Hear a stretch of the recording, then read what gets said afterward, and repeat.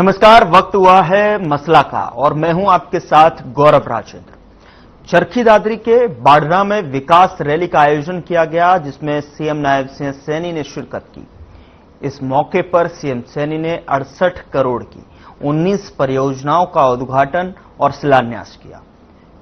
पिचौपा कला गांव में खेल स्टेडियम, मकरानी संतोखपुरा में जलघर की आधारशिला रखी, तो वहीं गोकल गांव में 33 केवी सब स्टेशन, झुंझुकला बीजना सड़क मार्ग के मरम्मत कार्य का भी उद्घाटन किया गया।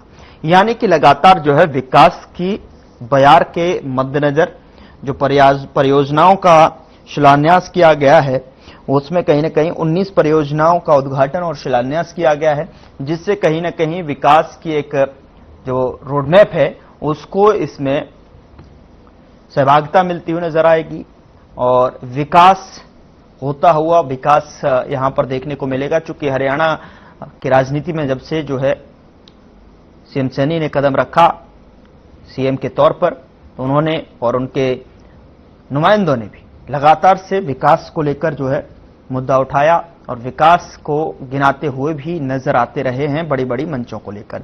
जो उपलब्धियां उन्होंने यहां पर हरियाणा प्रदेश की जनता को सौंपी, उसको लेकर कहीं न कहीं बड़े बड़ी मंचों से भी दावे किए जाते हैं। हालांकि इस पर विपक्ष का रवैया प्रश्न चिन्हात्मक यहां पर रहता हुआ नजर आता है। आखिर क्या वजह है, इतनी परियोजनाओं के बावजूद भी जो है किस तरीके का विकास जो है धरातल पर देखने को मिल रहा है और किस तरीके से जो ये परियोजनाओं का शिलान्यास लोकार्पण किया जा रहा है, उनसे कहीं न कहीं जनता का किस तरीके से सरोकार रहने वाला है, ये आज हम मसला में चर्चा के दौरान जो है समझने की कोशिश करेंगे।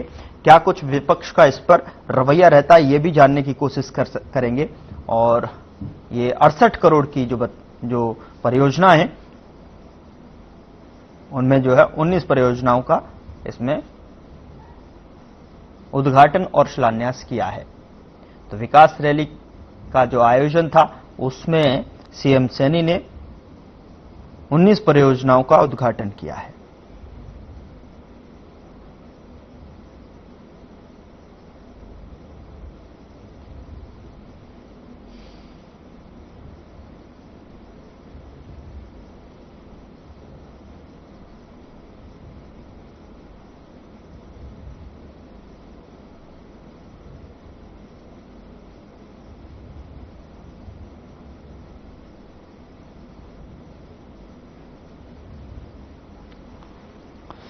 सवाल पूछने की कोशिश करेंगे और जानने की भी ये कोशिश, टटोलने की भी कोशिश की जिस तरीके से विकास बनाम राजनीति के नजरिए से जो दिखाई दे रहा जो परियोजनाएं हैं, जिस तरीके से इस पर विपक्ष पूरी तरीके से प्रश्न चिन्ह उठाते नजर आ रहे हैं, उसमें समझने की कोशिश करेंगे कि आप विपक्ष को जनता का भला होने से ऐतराज है या उन्हें विकास की टाइमिंग से दिक्कत है, ये भी समझने की कोशिश करेंगे। और आज के इस पैनल में हमारे साथ कुछ मेहमान जुड़े हुए हैं, उनसे तारुफ करा देते हैं। उसके बाद जो है चर्चा की शुरुआत करते हैं। डॉक्टर पंकज बेनीवाल, प्रवक्ता भारतीय जनता पार्टी के अपना पक्ष रखते हुए नजर आएंगे, बहुत स्वागत है सर आपका। दिनेश अग्रवाल, प्रवक्ता कांग्रेस की तरफ से हमारे साथ जुड़ रहे हैं, अपना पक्ष रखते हुए नजर आएंगे, बहुत स्वागत है सर आपका भी। नरेश शर्मा, प्रवक्ता आम आदमी पार्टी के तौर पर जो है हमारे साथ जुड़ रहे हैं, बहुत स्वागत है शर्मा जी आपका भी। और डॉक्टर पंकज, मैं आपसे समझने की कोशिश करूंगा, ये जो परियोजनाओं का शिलान्यास और उद्घाटन किया जा रहा है और आज किया गया भी है और पहले भी हमने कई जो है इस तरीके के विकास परियोजनाएं देखी हैं, लेकिन उसका जो है सरोकार जनता से किस तरीके से है, सीधे सीधे और साफ तौर पर उसका लाभ जो है किस तरीके से धरातल पर देखने को मिलेगा। क्योंकि विकास की जब मुद्दे की बात आती है तो प्रदेश सरकार जो है कहीं न कहीं उसमें कसीदे करते हुए नजर आते हैं। तो ऐसे में विपक्ष भी उस पर प्रश्न चिन्ह हालिया जो है उठाता हुआ सवालिया निशान भी दिखाई देता है। तो आप इसे किस तरीके से देखते हैं, क्या कुछ इस पर जो है समीकरण रहने वाले हैं? नमस्कार गुरु जी, सभी साथियों नमस्कार और सभी दर्शकों। देखिए, पहले तो मैं विपक्ष की बात को खत्म कर देता हूँ। विपक्ष क्या कहता है क्या नहीं कहता है, इससे हमें कोई फर्क नहीं पड़ता कि हम जनता ने चुने हैं और जनता के लिए लगातार काम कर रहे हैं और जनता के लिए विकास कार्य जितने किए जाएंगे उतने अपने कार्यकाल हम लगातार करते रहेंगे। तो विपक्ष जो कहे वो कहता रहे। अब बाड़रा चरखी दादरी के अंदर आज विकास रैली हुई और उसमें 19 परियोजनाओं का उद्घाटन भी हुआ। वहां पर इतनी सारी चीजें जनता के साथ सीधा खुद मुख्यमंत्री जी ने ये कहा कि ये जनता और सरकार के बीच का विश्वास है ये कोई जनसभा नहीं है, ये कोई रैली नहीं है, लेकिन ये जनता और सरकार के बीच का विश्वास है कि आप लोगों ने लगातार तीसरी बार भारतीय जनता पार्टी की सरकार को चुना। और उन्होंने ये भी कहा कि दादरी की जो धरती है, जो जहां की वहां पर कण कण में वीरता बसी है, वहां से वीरों की जमीन धरती कहा गया है। और उन्होंने वहां पर वीर शहीद अरविंद सांगवान जी की मूर्ति का भी अनावरण किया। और चरखी दादरी क्षेत्र में 474 घोषणाएं, उन्होंने बताया कि 474 घोषणाएं की हुई है, जिनमें से 321 घोषणाएं पूरी हो चुकी है और बाकियों पर भी काम गति के साथ चल रहा है। बहुत जल्द सारी की सारी घोषणाएं चरखी दादरी की पूरी हो जाए। उन्होंने ये भी बताया, या हम जो आप पूछ रहे हैं कि जनता के साथ कैसे, जैसे ग्रीनफील्ड एक्सप्रेस वे बना, वहां पर 10,640 करोड़ का, वो 10 वर्षों में बना, वो किसके काम आ रहा है? जनता के काम आ रहा है। वहां के लोगों को जो रास्ता है वो सुगम हो गया। अब वो लोग जो चंडीगढ़ पहुंचना चाहते थे, जो पहले 12-12 घंटे 14-14 घंटे पहले जाते थे या रात को बैठते थे, सुबह चंडीगढ़ से, आज वो 3 से 4 घंटे में चंडीगढ़ पहुंच जाता है। इस जनता का ही जो रास्ता है वो सुगम किया, सरल किया। ये भारतीय जनता पार्टी की सरकार लगातार, और नायब सिंह सैनी जी की पहल भी यही है कि हरियाणा की जनता को फायदा हो, वो सारे काम हो रहे हैं। अब राष्ट्रीय मार्ग है 148B, 148B, उसका भी सुधारीकरण किया गया। उसमें जो मरम्मत का काम होना था वो किया गया, वो 177 करोड़ का था। दादरी जिले के अंदर 39,000 ऐसे परिवार हैं जिनको 500 रुपए में गैस सिलेंडर मिल रहा है। अब 500 रुपए में 39,000 परिवारों को गैस सिलेंडर मिल रहा है, तो गौरव जी, ये किसी और को तो मिल नहीं रहा। या हरियाणा की जनता को, चरखी दादरी के लोगों को भी मिल रहा है, वहां की जनता जो परिवार है उनको मिल रहा है। तो सीधा सीधा जितनी भी परियोजनाएं वो सारी जनता तक पहुंच रही है। बारडा हल्के में पेयजल की बहुत पुरानी मांग थी कि भाई यहाँ पर पानी की दिक्कतें रहती हैं, तो जलघर का भी निर्माण किया गया है 132 करोड़ रुपए की लागत से। तो ये सारी जितनी भी परियोजनाएं मैं गिना रहा हूँ, जनता के लिए है। और आज पिचोपा किला में खेल स्टेडियम वहां पर बनाया जाए का उद्घाटन किया जाए। खेल स्टेडियम किससे काम आएगा? हमारे युवाओं के काम आएगा। जो बार बार विपक्ष कहता है कि नशा नशा, हम कहते हैं कि नशे से दूर रखना है। माननीय मुख्यमंत्री जी ने साइक्लोथॉन यात्रा भी चलाई और वहां पर खेल नर्सरियों का, खेल स्टेडियम का भी बनाना हरियाणा के अंदर, क्योंकि हरियाणा खेलों की धरती भी है।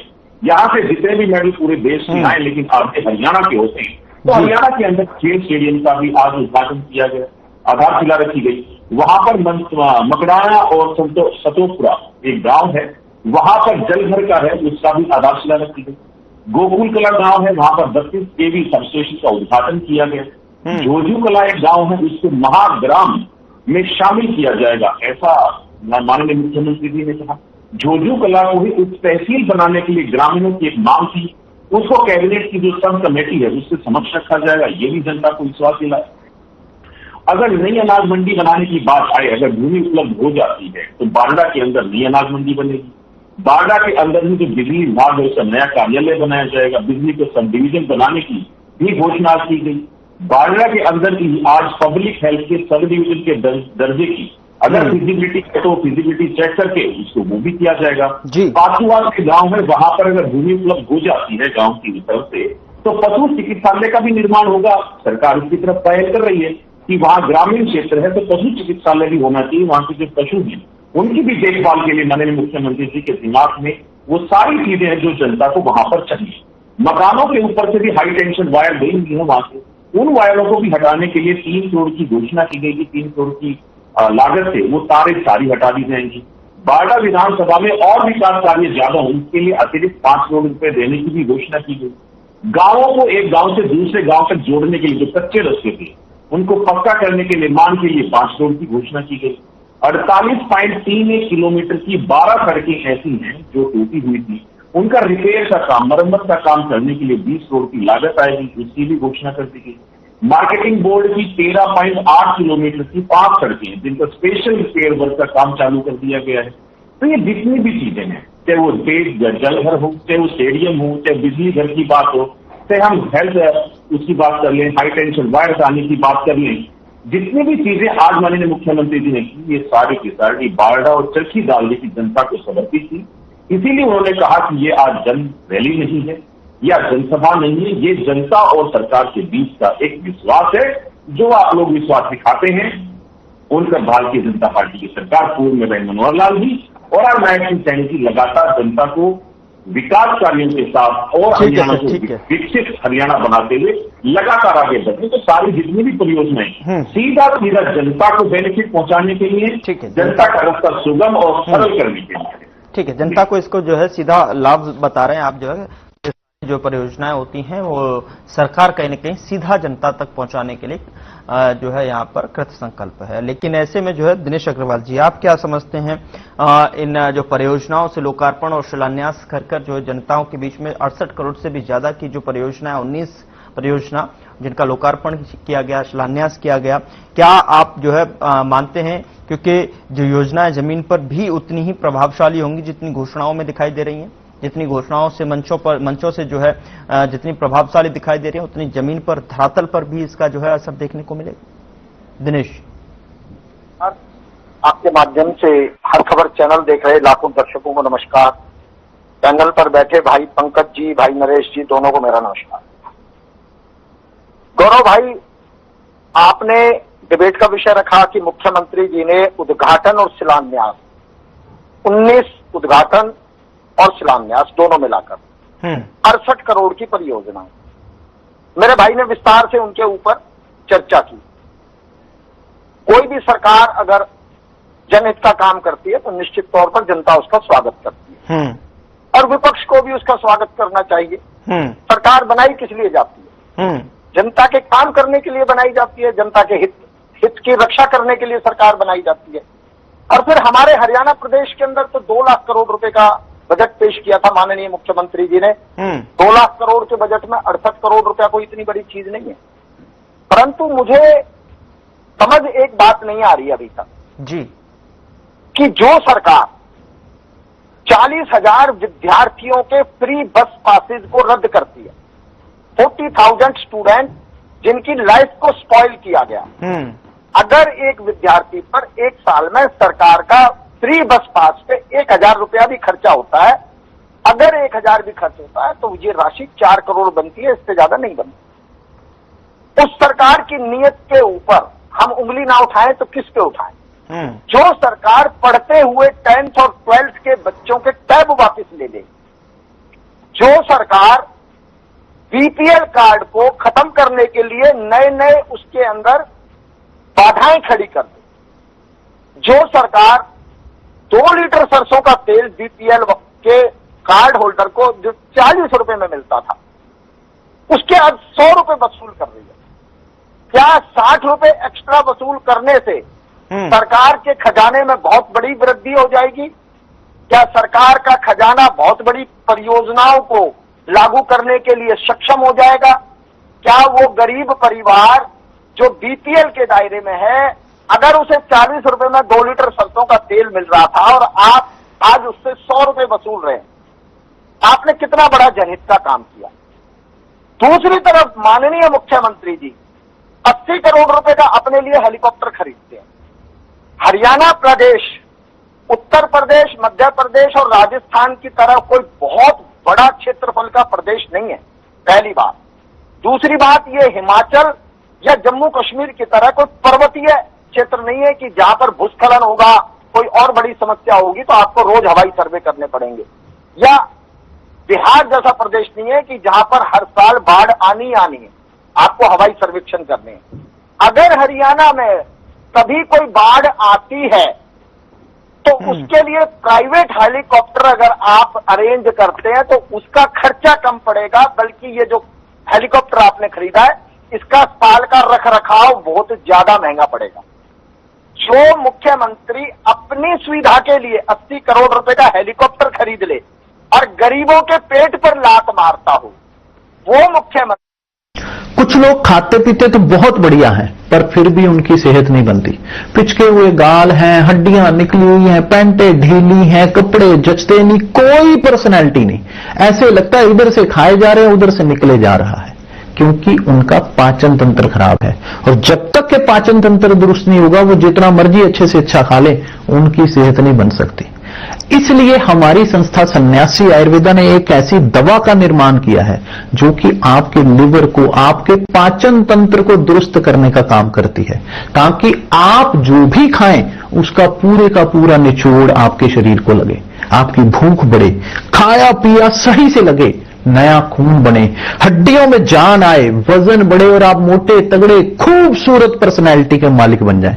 सिर्फ 699 रुपए की पूरे 1 महीने की दवा होती है और आप इसे घर बैठे 01145454545 पर फोन करके दवा मंगवा सकते हैं। आप देखिए, अभी तक तो ये हो रहा था असिस्टेंट इंजीनियर लग रहे थे तो उसमें बाहर के प्रदेशों के लोग आ रहे थे, अगर तहसीलदार भी लगाना था तो वो भी बाहर के प्रदेशों से आता था। अन्य कितने विभाग हैं, आप ये देखिए कि हरियाणा में तो जज भी लगे 110, तो उसमें से 7 बाहर के प्रदेशों से आए। एक बात बताएं, प्रोफेसर लगे बाहर के प्रदेशों से आए। लेकिन 18 तारीख को तो कमाल हो गया, 92 लॉ ऑफिसर सरकार ने अपॉइंट किए, 92 में से 33 जो लॉ ऑफिसर लगाए वो सरकार के खुद के भाजपा के नेताओं के भाई भतीजे हैं। और दिनेश जी मुझे एक बात बताएं, जरा मुझे एक बात समझाएं, विपक्ष क्या, दिनेश जी थोड़ा सा मुझे भी समझा दीजिए, क्या विपक्ष जो है इन परियोजनाओं का या फिर इस तरीके की विकास से जो जुड़ी हुई जो परियोजनाएं हैं वो उनका जो है विरोध कर रहा है या फिर जो है विरोध कर रहा है या स्वागत कर रहा है? अगर स्वागत नहीं कर रहा है और विरोध कर रहा है तो ठोस वजह क्या है, ठोस कारण क्या है? एक छोटा सा कमेंट दे दीजिए जल्दी से, नरेश जी के पास भी जाना है। मैं सुन रहा हूं, आप सुनिए जी। मैं ये कह रहा हूं, एक आदमी जो अंडर ट्रायल क्रिमिनल है, अंडर ट्रायल क्रिमिनल विकास बराला, उसको आपने असिस्टेंट एडवोकेट जनरल भर्ती कर दिया। कौन है वो विकास बराला कौन है? सुभाष बराला का बेटा। आप ये बताइए कि 2500 बच्चों ने आवेदन किए और 92 अपॉइंट हुए, जो 2408 बच्चे थे आपने रिजेक्ट करे और 92 में से 50% आप बाहर के प्रदेशों से लाए। और विकास बराला जो कि जिसके ऊपर मुकदमा चल रहा है, कोर्ट में चल रहा है, पुलिस ने मौका वारदात पकड़ा। पंकज जी इसका जवाब दे देंगे, कोई दिक्कत नहीं, कोई इशू नहीं है, पंकज जी देंगे इसका सही जवाब जो है। अंडर ट्रायल क्रिमिनल को आप नियुक्ति दे रहे हैं, वो भी एज ए लॉ ऑफिसर। वो हरियाणा प्रदेश की क्या हाईकोर्ट के अंदर क्या पैरवी करेंगे, वो किसी से छुपा हुआ नहीं है। चलिए ठीक है, विकास तो हुआ लेकिन 18 जुलाई को हुआ। चलिए ठीक है दिनेश जी, आऊंगा आपके पास। नरेश जी आप बताएं जरा, विपक्ष जिस तरीके से आपने दिनेश जी की भी बातें सुनी है और जो है डॉक्टर पंकज की भी बातें सुनी, आपको क्या लग रहा है कि जिस तरीके से परियोजनाएं हो रही हैं, जो डॉक्टर पंकज कह रहे हैं कि देखिए इसका सीधा सरोकार जो है जनता से जुड़ा हुआ है, अगर कोई भी परियोजना लॉन्च होती है या फिर उसका उद्घाटन लोकार्पण किया जाता है तो उससे जनता को लाभ होता है सीधा सीधा। क्या आप मानते हैं कि जिससे जो है जनता को सीधा लाभ पहुंच रहा है? और अब विपक्ष के नाते अगर मैं आपसे पूछूं तो इन परियोजनाओं का जो इनके कार्यकाल में किए जा रहे हैं, लगातार जो है उद्घाटन और शिलान्यास किए जा रहे हैं, उनका जो है स्वागत करते हैं या फिर विरोध करते हैं? और अगर विरोध करते हैं तो ठोस वजह क्या है? मैं आपसे भी जानना चाहता हूं, चूंकि अभी दिनेश जी ने भी बताया, क्या प्रतिक्रिया है आपकी? सर, आपके दर्शकों को और साथी पैनलिस्ट को, पंकज जी को भी, दिनेश जी को भी, आपने कहा हम जो भी सरकार की तरफ से जो घोषणाएं की जाती हैं, क्योंकि चुनी हुई सरकार का दायित्व है जनता के लिए काम करना, और जो पहले की सरकारें थी वो भी जनता द्वारा चुनी गई और जनता द्वारा चुनी गई सरकार जो है उसके ऊपर जनता के लिए ही काम करना होता है। फिर आप आते हैं कि मुद्दे की बात पे कि क्या विकास कार्य क्या क्या होता है। विकास कार्य वो होने चाहिए जो जनता के हित में होने चाहिए, लेकिन विकास कार्य ना करके उनको घोटाले में तब्दील करना भारतीय जनता पार्टी से कोई अच्छी तरह से। आपने अभी देखा कि 11 साल से इनकी सरकार है ऑलरेडी, आपने देखा कि गुड़गांव की हालत क्या रही, कि जल भराव की समस्या कैसी रही, और जो देश के अंदर गुड़गांव को मानचित्र के अंदर पुरानी सरकारें लेके गई गुड़गांव को, जिसको एक आपने देखा कि इलेक्ट्रॉनिक सिटी भी नाम दिया जाता है, अलग अलग सिटी के नाम से, जिसका हम देखते हैं कि वर्ल्ड के अंदर नाम है, जहां एक बहुत बड़े बड़े महंगे फ्लैट भी बिकते हैं, लेकिन उन्हीं के लोगों को जब इतने करोड़ों रुपए खर्च करने के बाद ये मैसेज आता है कि ट्विटर के अंदर बाहर से कोई, आपने देखा कल कमेंट किया है, ऊपर लिखा गया कि ऐसी सिटी है कि इसको कंपेयर जो है गार्बेज सिटी से कर देना चाहिए। तो बड़ी शर्मनाक है कि हम एक हरियाणा के अंदर एक सिटी हमारी जो पूरे विश्व के अंदर मानचित्र के अंदर जिसको हम दिखाते हैं, और उसकी ऐसी सिचुएशन है कि पूरे वर्ल्ड के अंदर हमें शर्मसार होना पड़ रहा है। बड़ी शर्मनाक घटना है इस बीजेपी के राज के अंदर। फिर दूसरा, एक घोटाले के लिए आप देखिए कि एक 4,000 से ज्यादा जो 4 लाख फर्जी छात्रों के नाम पे घोटाला हुआ था, वो भी आपको पता है कि जज जाहिर आज तक की रिपोर्ट नहीं पेश कर पाए हैं। भारतीय जनता पार्टी से खुद हाईकोर्ट ने रिपोर्ट मांगी कि आप रिपोर्ट पेश कीजिए, और 4 लाख फर्जी घोटाले इनकी सरकार के टाइम में हुए, और आज उस केस को भी 7 से 8 साल हो चुके हैं। 11 साल के अंदर एक जांच नहीं कर पा रहे हैं, या जांच रिपोर्ट आप पेश नहीं कर पा रहे हैं। फिर विकास की बात करते हैं कि हमारे बड़े भाई पंकज भाई ने कहा कि स्टेडियम के लिए, मैं आपको एक इतिहास दिखा देता हूँ भारतीय जनता पार्टी का, कि हरियाणा के अंदर सिर्फ एक क्रिकेट इंटरनेशनल स्टेडियम जो है फरीदाबाद के अंदर है, जहां से मैं आता हूँ, और हरियाणा के अंदर कहीं भी क्रिकेट स्टेडियम नहीं। 350 करोड़ रुपए पहली बार अलॉट हुए, आज तक वो स्टेडियम बनके तैयार नहीं और खंडर हो चुका है। इतने न्यूज मीडिया वालों ने ऑब्जेक्शन उठाया उसके लिए, क्या क्या हुआ। फिर क्या हुआ, जैसे सैनी जी आए 350 करोड़ रुपए और दे दिए गए। वो 350 करोड़ रुपए खर्च करके वो कहाँ खर्च कर दिए गए, आज तक वो स्टेडियम के अंदर जो लाइटें लगी करोड़ों रुपए की, वो खराब हो गई। 7 साल से वो स्टेडियम ऐसे ही पड़ा हुआ है। 7 साल से 350 करोड़ खर्च करने के बाद दोबारा से 350 करोड़ रुपए दे दिए गए अभी सैनी साहब ने, फिर उसका काम शुरू नहीं हुआ। ये देखिए कि एक स्टेडियम, मैं आपको बताऊं, इंटरनेशनल अभी आपने देखा कि वर्ल्ड कप हुआ, जिसके अंदर 250 करोड़ रुपए के अंदर 1 महीने के अंदर स्टेडियम बनके खड़ा हो गया था, जहां पे हमारा फाइनल मैच हुआ अमेरिका के अंदर। आप ये देखिए कि, और हमारे देश के अंदर क्या हो रहा है, हरियाणा के अंदर क्या हो रहा है कि, और वो भी गुजरात की कंपनी को टेंडर दे दिया गया। गुजरात माफिया को ऐसा बना दिया गया है कि जो भी कुछ हो रहा है, हरियाणा के लोग क्या स्टेडियम नहीं बना सकते? अरे हरियाणा के लोग तो चांद के ऊपर जा रहे हैं, हरियाणा के लोग बड़े बड़े सीईओ बन रहे हैं। क्या हरियाणा के लोगों को टेंडर देके काम नहीं करवाया जा सकता? शायद ही अगर गुजरात के लोगों को टेंडर ना देके हरियाणा के किसी आदमी को टेंडर दिया जाता, काबिल व्यक्ति को दिया जाता, तो ये शायद 250-300 करोड़ रुपए 700 करोड़ नहीं जाता। हम तो 200 करोड़ में बनाने को तैयार हैं। हरियाणा के लोग इतने काबिल हैं कि, क्योंकि आपने देखा कि मेहनती इतने होते हैं हमारे हरियाणा के लोग, और खेल के लिए तो इतने, आप देखिए कि अपने जिस पृष्ठभूमि से हरियाणा प्रेजेंट कर रहा है, उसके लिए क्या वो काम नहीं करेगा? वो 350 करोड़ रुपए 700 करोड़ रुपए नहीं लगते आपके, 200 करोड़ रुपए में हरियाणा के लोग ही काम करके दिखा देते आपके। और जो विकास, हम तो कहते हैं जनता के लिए विकास होनी चाहिए, उन विकासों को नहीं गिनाया जाना चाहिए। आपने, मैं सैनी जी ने कसम खाई थी कि मैं 6 महीने के अंदर पूरे प्रदेश में के गड्ढे भी, और बारिश ने गड्ढों की पोल खुद खोल दी है। अभी मैं आपको बता रहा हूँ कि मैं अगले महीने भी, अभी एक रोड के लिए मैं बहुत संघर्ष किया, कई बार हमने संघर्ष करके बनवाई भी हम। चलिए ठीक है, रोड के ऊपर मैंने कसम खाई थी कि मैं बकायदा अपने खून से। डॉक्टर पंकज क्या कहेंगे? देखिए गौरव, किसी आज आप डिबेट कर रहे हैं चरखी दादरी की परियोजनाओं के लिए, जो आज परियोजनाएं उनके ऊपर एक भी साथी की कोई टिप्पणी नहीं है कि भाई कच्ची सड़कें पक्की हो जाए गांवों की, तो इसके लिए दोनों खुश है कि नहीं खुश है, कांग्रेस वाले और 5 सेकंड के लिए नहीं खुश। वहां सब स्टेशन बन जाएगा गोकुल कला गांव के अंदर बिजली का, उसके लिए लोग खुश हैं कि नहीं खुश है? ये चाहते ही नहीं है कि जनता का रास्ता सुगम हो, सरल हो, बिजली अच्छे से मिल जाए, बीपीएल परिवार को 500 में सिलेंडर मिल जाए। ये चाहते ही नहीं है कि, अगर इन्होंने एक बड़ा मुद्दा उठा दिया, हेलीकॉप्टर। देखिए, अगर प्रदेश में पहले से हेलीकॉप्टर था और उसके बारे में एजेंसियों ने बता दिया कि जो कंडम है, खराब है, किसी भी क्षण उसको क्षतिग्रस्त हो सकता है, तो क्या दिनेश अग्रवाल जी ये चाहते हैं कि प्रदेश का मुखिया किसी एक ऐसे कंडम हेलीकॉप्टर में बैठ जाए और दुर्घटना हो जाए? क्या दुर्घटना चाहते हैं प्रदेश के मुखिया के साथ, जिसको जनता ने चुना है, जिस सरकार को जनता ने चुना? दिनेश जी 5 सेकंड में आप जो फाइनल सर, समय भी थोड़ा सा कम है, इसलिए मुझे फाइनल कमेंट की तरफ बढ़ रहा हूं। दिनेश जी 5 सेकंड। गौरव जी, मेरे भाई 5 सेकंड सर, 5 सेकंड कंप्लीट कीजिए। ये रुकेंगे तो बोलूंगा ना। नहीं आप बोलिए, आवाज आ रही है। नहीं, गलत है ना इस तरीके से, मैं उनका भी और आगे भी नहीं देंगे। इनका ऐसा जो रवैया है, हमें कोई आपत्ति। ठीक है, 5 सेकंड दिनेश जी आप कंप्लीट कीजिए। आप रोकिए उन्हें। समय थोड़ा सा कहना चाह रहा हूँ कि मेरे भाई जिन परियोजनाओं की बात कर रहे हैं, हम भी तो यही कह रहे हैं कि ये परियोजनाएं ढकोसला है, ये भ्रष्टाचार की भेंट चढ़ जानी है। जैसे अभी मेरे भाई ने बताया कि आपके फरीदाबाद में क्रिकेट स्टेडियम को 700 करोड़ मिल चुके, नहीं बना। गुड़गांव का जो सिविल हॉस्पिटल है, सिविल हॉस्पिटल बीच में नहीं भाई, बीच में नहीं, मैं आपके बीच में नहीं बोला ना, गलत पंकज भाई गलत। गुड़गांव का सिविल हॉस्पिटल 8 साल से टूटा पड़ा है मेरे भाई। आप 8 साल से अवैध पार्किंग चल रही है। ठीक है, नरेश जी भी कुछ बोलना चाह रहे हैं। 5 सेकंड नरेश जी। सर समय कम है, इसलिए समय का अभाव है। नरेश जी 5 सेकंड।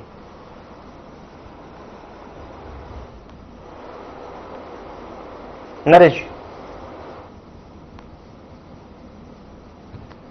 नरेश जी, आपकी आवाज जो है टेक्निकल कारणों से नहीं पहुंच पा रही है और मुझे माफी के साथ यहाँ रुकना पड़ रहा है क्योंकि समय का अभाव है। बहुत बहुत शुक्रिया डॉक्टर पंकज बेनीवाल और दिनेश अग्रवाल और नरेश शर्मा जी, आप तीनों ही मेहमानों का बहुत बहुत शुक्रिया चर्चा में शामिल होने के लिए।